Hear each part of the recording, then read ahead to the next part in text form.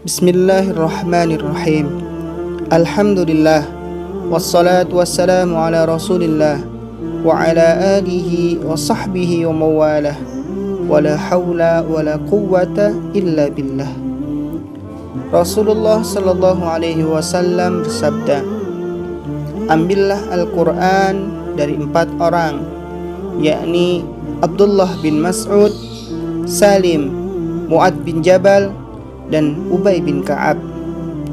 Hadis riwayat Bukhari, Muslim, Ahmad, dan Tirmidzi. Kita masih akan membahas kisah-kisah sahabat yang ahli Al-Quran. Dan sampailah kita pada kisah seorang sahabat yang namanya disebut oleh Allah Subhanahu wa Ta'ala untuk dibacakan Al-Quran kepadanya oleh Nabi SAW. Benar, dia adalah Ubay bin Ka'ab radhiyallahu anhu. Dia termasuk sahabat Nabi dari kalangan Ansar, yaitu penduduk kota Madinah. Ahli dalam Al-Quranul Karim, ikut serta dalam Bai'at Aqabah yang kedua dan Perang Badar. Nama kunyahnya adalah Abu Mundhir Al-Ansari dan Abu At-Tufail. Adapun nama lengkapnya adalah Ubay bin Ka'ab bin Qais bin Ubaid dari kabilah Bani Amru bin Malik bin An-Najjar dari suku Khazraj, salah seorang sahabat yang mempelajari Al-Quran dan menghafalkannya langsung dari Nabi SAW. Mengenai sosok fisiknya, ada dalam beberapa riwayat, yaitu dijelaskan Isa bin Talhah bin Ubaidillah berkata, Ubay bin Ka'ab adalah seorang yang tidak tinggi dan tidak pendek.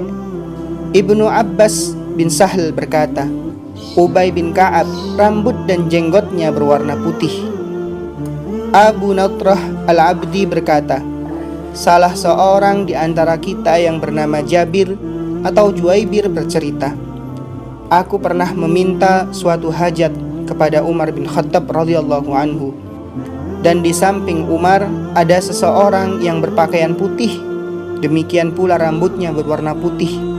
Orang itu berkata, sesungguhnya dunia adalah pencapaian kita dan bekal bagi kita menuju akhirat. Di dunia ini amal-amal kita lakukan dan kelak di akhirat akan dibalas. Lalu aku bertanya kepada Umar, siapa dia wahai Amirul Mukminin? Dia menjawab, dia adalah tokoh kaum muslimin. Dia adalah Ubay bin Ka'ab. Beberapa kemuliaan sahabat Ubay bin Ka'ab radhiyallahu anhu disebutkan dalam beberapa riwayat hadis, yakni Allah menyebut nama Ubay bin Ka'ab radhiyallahu anhu diriwayatkan oleh Imam Al-Bukhari dari Anas bin Malik radhiyallahu anhu. Nabi berkata kepada Ka'ab, sesungguhnya Allah memerintahkanku untuk membacakan kepadamu, lam yakunil ladzina kafaru min ahlil kitabi wal musyrikina munfakkina hatta ta'tiyahumul bayyinah. Kemudian Ubay bertanya dengan penuh haru, apakah Allah menyebut namaku wahai Rasulullah? Iya, jawab Nabi SAW. Kemudian Ubay pun menangis. Hadis riwayat Bukhari. Ubay adalah orang yang mencatat dan menyusun Al-Quran di zaman Rasulullah SAW. Imam Al-Bukhari meriwayatkan dengan sanadnya dari Qatadah. Ia berkata, aku bertanya kepada Anas bin Malik, siapa yang mengumpulkan Al-Quran di masa Nabi? Anas menjawab, ada 4 orang, semuanya dari kalangan Ansar, Ubay bin Ka'ab, Mu'adz bin Jabal, Zaid bin Thabit, dan Abu Zaid radhiyallahu anhum jami'an. Hadis riwayat Bukhari. Rasulullah sallallahu alaihi wasallam menyatakan bahwa ia adalah orang yang paling fasih bacaan Al-Qur'annya di umat ini. Dari Anas bin Malik, Rasulullah sallallahu alaihi wasallam bersabda, umatku yang paling penyayang terhadap yang lain adalah Abu Bakar. Yang paling kokoh dalam menjalankan perintah Allah adalah Umar. Yang paling jujur dan pemalu adalah Utsman. Yang paling mengetahui halal dan haram adalah Muadz bin Jabal. Yang paling mengetahui ilmu faraid atau pembagian harta warisan adalah Zaid bin Thabit. Yang paling bagus bacaan Al-Qur'annya adalah Ubay. Setiap umat mempunyai orang kepercayaan, dan orang kepercayaan umat ini adalah Abu Ubaidah bin Al-Jarrah. Hadis riwayat Tirmidzi. Rasulullah Shallallahu Alaihi Wasallam mengakui luasnya ilmu Ubay bin Ka'ab.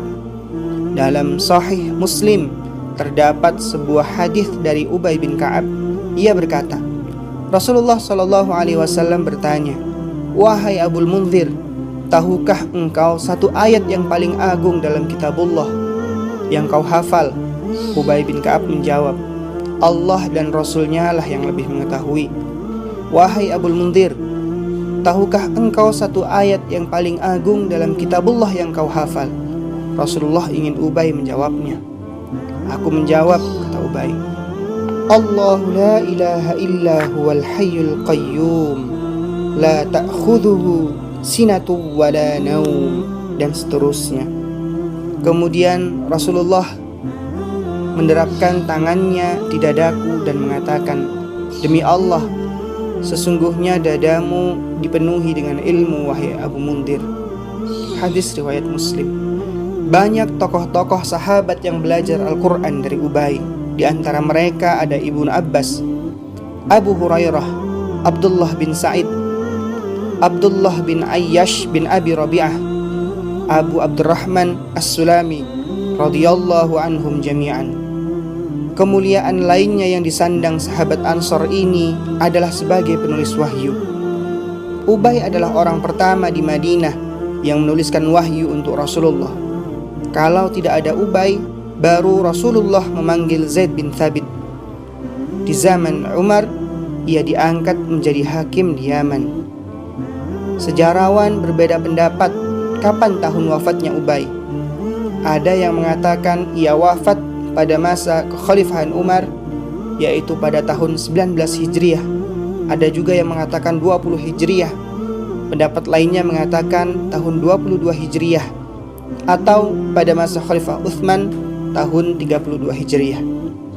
Ada beberapa nasihat dari Ubay bin Ka'ab yang baiknya untuk kita renungkan.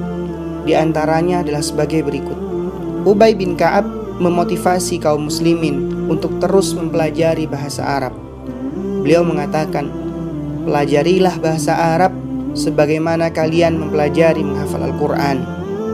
Ia juga mengajarkan agar kaum muslimin mengedepankan Allah dari segala hal. Di antara pesannya adalah, tidaklah seorang hamba yang meninggalkan sesuatu karena Allah, pasti Allah akan menggantikannya dengan sesuatu yang lebih baik untuknya dari jalan yang tidak ia sangka-sangka. Dan tidaklah jika ia meremehkan sesuatu yang batil, yang dia ambil dengan cara yang haram, pasti Allah akan datangkan sesuatu yang lebih buruk untuknya. Dan berikut ini juga merupakan wasiat dari Ubay bin Ka'ab radhiyallahu anhu yang dinukil dari kitab Al-Hilyah dari Abul Aliyah. Ia berkata, seseorang berkata kepada Ubay bin Ka'ab radhiyallahu anhu, "Berilah aku wasiat." Ubay menjawab, "Jadikanlah kitabullah sebagai iman dan ridhalah terhadap hukum yang diputuskan Al-Quran. Sesungguhnya Al-Quranlah yang menjadikan Rasul kalian menguasai kalian. Al-Quran memberikan syafaat bagi yang mengamalkannya. Al-Quran adalah kitab yang ditaati. Di dalam Al-Quran kalian disebut, dan demikian pula orang-orang sebelum kalian dikisahkan. Dan Al-Quran adalah pemutus perselisihan di antara kalian. Dan Al-Quran adalah kisah tentang kalian dan orang-orang sesudah kalian." Demikianlah kisah Ubay bin Ka'ab radhiyallahu anhu. Akhirnya, semoga salawat serta salam tercurah kepada Nabi Muhammad sallallahu alaihi wasallam beserta keluarga dan sahabatnya. Semoga keridhaan Allah senantiasa tercurah kepada salafus saleh. Amin.